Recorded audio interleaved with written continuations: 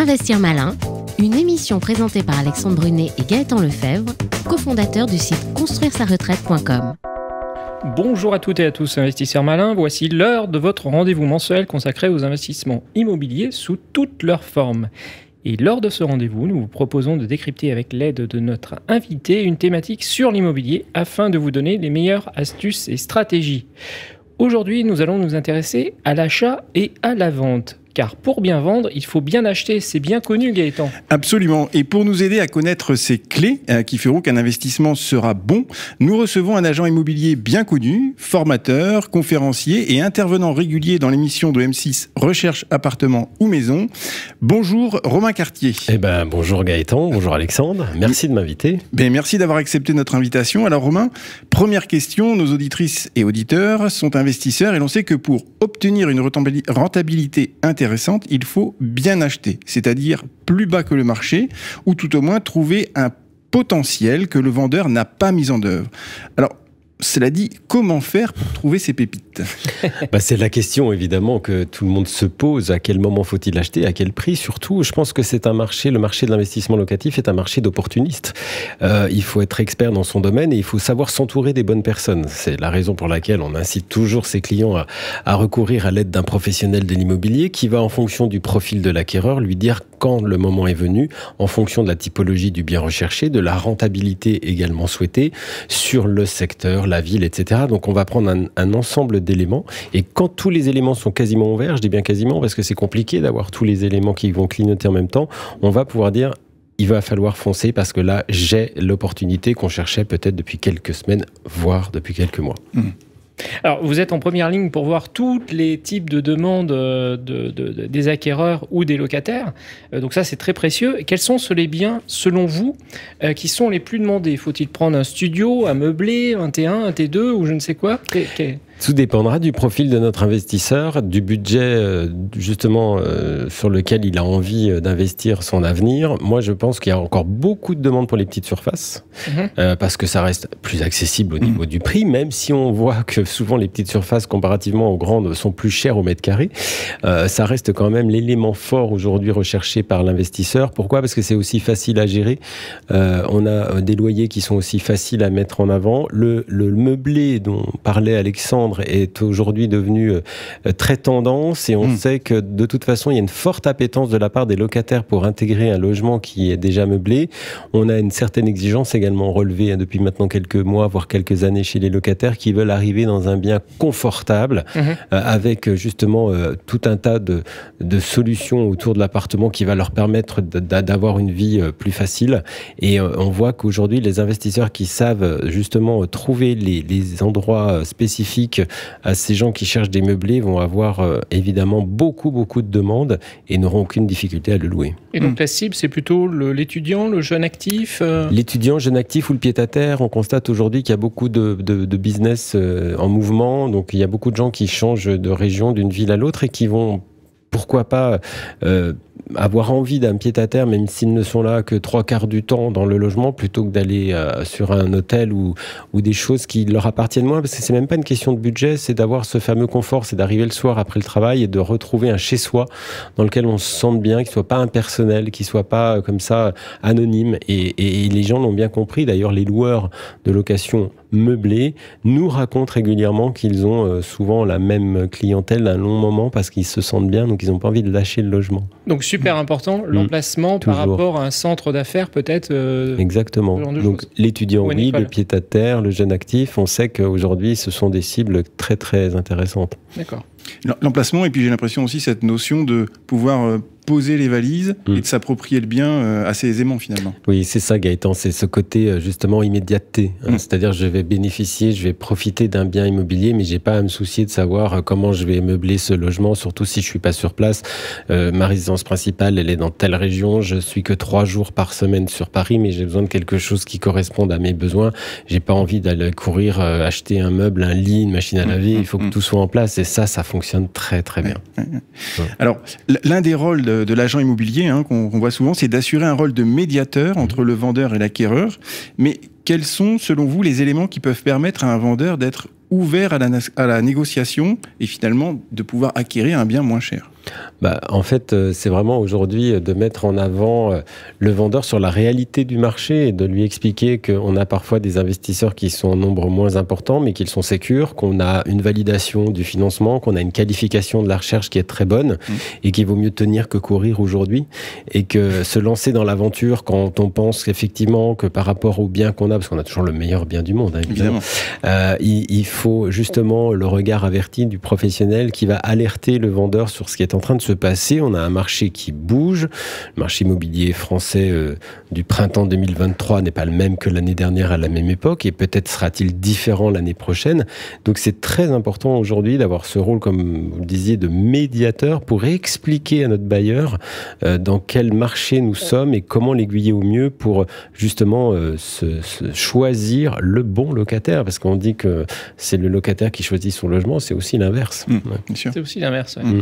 Alors évidemment, nos investisseurs sont des acquéreurs, mais aussi des vendeurs parfois pour acheter un autre projet. Alors quels sont les incontournables selon vous pour vendre vite et bien, ce qui est quand même souhaité par bon nombre d'investisseurs? Est-ce que ça vaut le coup par exemple de faire du homestaging pour donner un peu plus de valeur? Est-ce qu'il vaut mieux vendre le bien vide ou meublé? Quelle est votre vue, vos conseils là-dessus? Je vais être très généraliste parce qu'on va s'adresser à une population la plus grande possible. Donc la première chose à faire déjà quand on est vendeur, c'est l'expertise de son bien. Parce qu'encore une fois, ce qui se passe là au mois de mai 2023 au niveau des prix ne sera peut-être pas la même chose dans 6 mois. Et il y a 6 mois, c'était différent. Donc on réévalue le bien pour être sûr déjà qu'on soit au bon prix. Après, comme Alexandre... À ce sujet, excusez-moi Romain, une question qui me vient sur les expertises et les évaluations de prix. On voit un peu comme au printemps une floraison de sites qui vous permettent, vous rentrez votre adresse, la liste des critères correspondant au bien, et comme par magie, on a un prix ou une fourchette qui nous sort par rapport à ce bien. Qu'est-ce que vous en pensez ? Je suis très réservé par rapport à ça. Je pense qu'aujourd'hui, on a beaucoup de chance parce qu'on a plein de technologies qui nous entourent, et tout ça, ce sont des outils qui vont nous aider à parfaire finalement quelque chose de très théorique. Pour un client, ça va l'attirer parce qu'il va se demander s'il peut pas faire tout seul le job, et il va rentrer ses critères, son mètre carré, sa situation, l'équipement, les tâches, l'orientation, et il va sortir quelque chose de très abstrait finalement. La valeur réelle du bien ne sera vraiment que complétée par l'intervention du professionnel qui va justement amener des notions très subjectives, parce que ce que va nous sortir le logiciel, ce ne sont que de la théorie, des chiffres, etc. Et quand on arrive sur place, il y a parfois un décalage parce que le logiciel, il n'a pas tenu compte de la prestation qu'il y avait dans la cuisine, dans la salle de bain, de la qualité des matériaux, du parquet, de l'étage, de l'orientation précise le matin. Enfin, tous ces détails qui font toute la différence. Donc, les outils mis à la disposition des particuliers pour essayer d'avoir un espèce d'observateur du marché, c'est bien.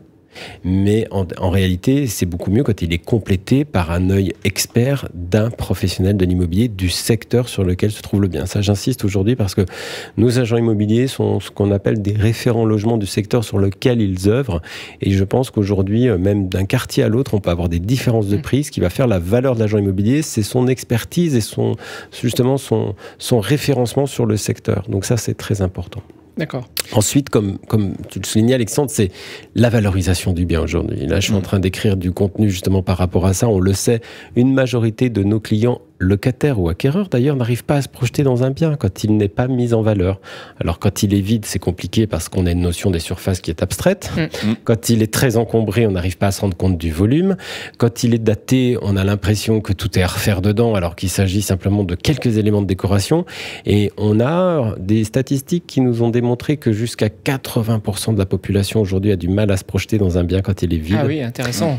Et oui, et c'est bien pour ça aujourd'hui. On parle de homestaging, moi je parle plus de valorisation du bien, de remise en avant des volumes de la lumière. Alors pour ça, pour le coup, la technologie nous aide, puisque on a le homestaging, mais qui est quand même assez, on va dire, chose pas complexe, mais il va falloir investir pour faire du homestaging. On a le homestaging virtuel, par contre, qui est génial, qui va proposer des solutions d'aménagement dans une surface donnée, avec une tendance décorative, avec des matériaux choisis, et pour le pratiquer très régulièrement. Je peux vous dire que ça fonctionne très bien. Vous amenez des clients sur un lieu de vie vide ou encombré et vous avez une proposition d'aménagement décoratif virtuel à côté et là, ça bascule complètement parce que le client se rend compte que c'est possible. Mais c'est ce rôle d'accompagnateur qui doit animer aujourd'hui nos pros parce qu'effectivement, la majorité de nos clients et surtout la jeune génération, ça c'est le côté immédiat, c'est l'effet Ikea. Hein. Quand on va acheter un canapé, on a le salon qui est mis en scène, donc on a envie de trouver tous les meubles jusqu'au vase, jusqu'au détail.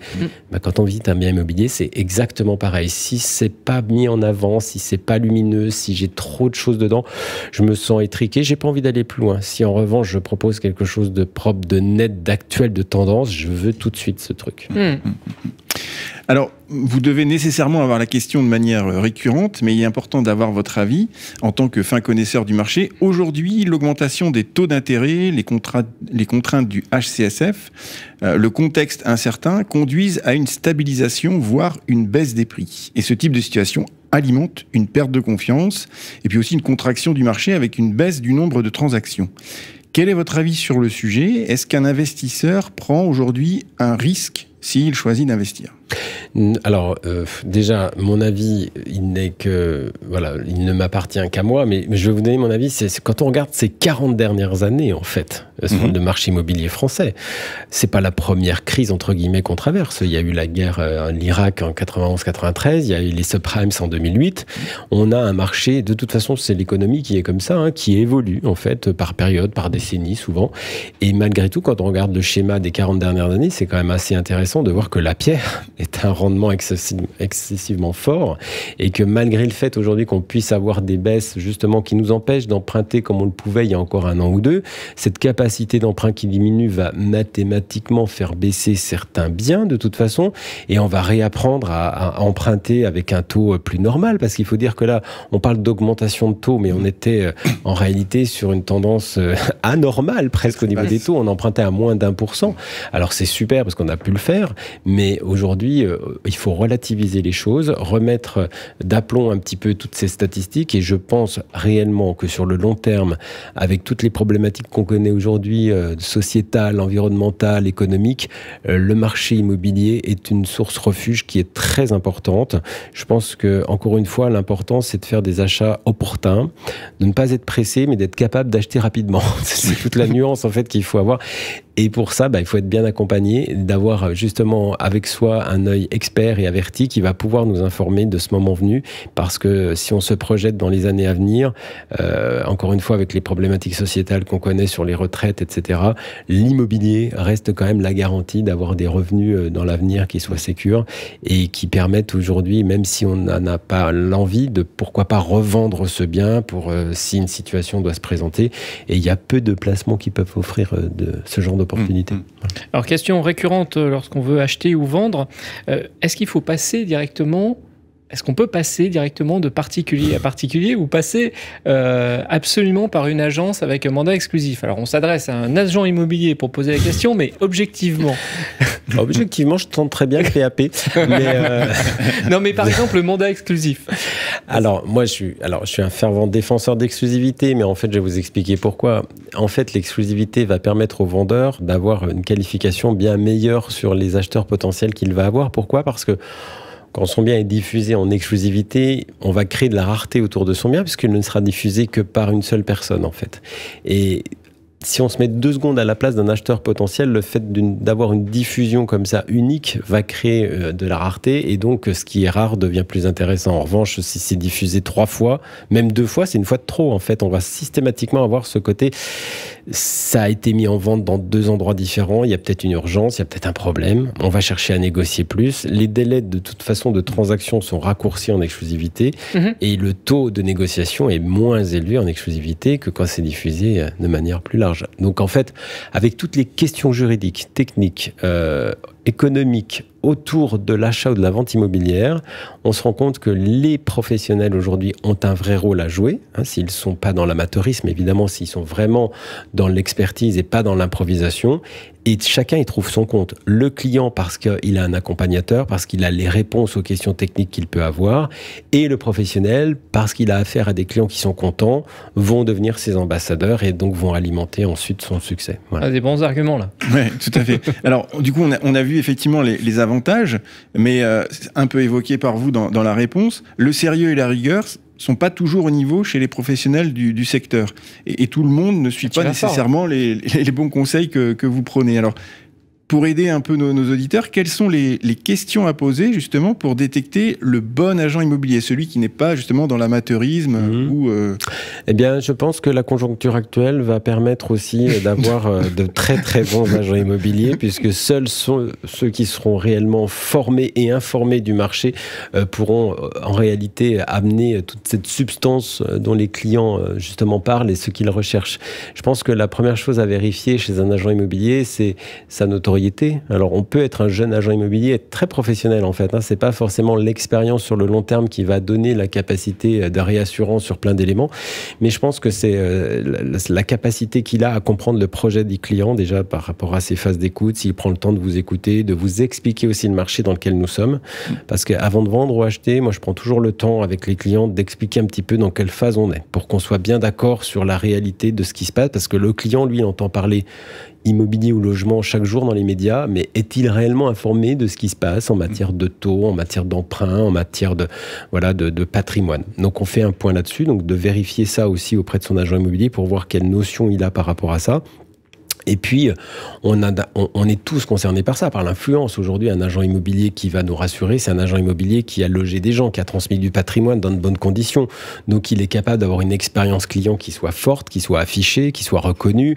J'ai écrit beaucoup là-dessus, mais on sait qu'aujourd'hui, l'expérience client, c'est quelque chose de fort. Donc, un agent immobilier qui va avoir beaucoup de témoignages, qui va raconter justement en toute transparence la façon dont il travaille au quotidien, sont des éléments très rassurants pour notre acheteur ou notre vendeur.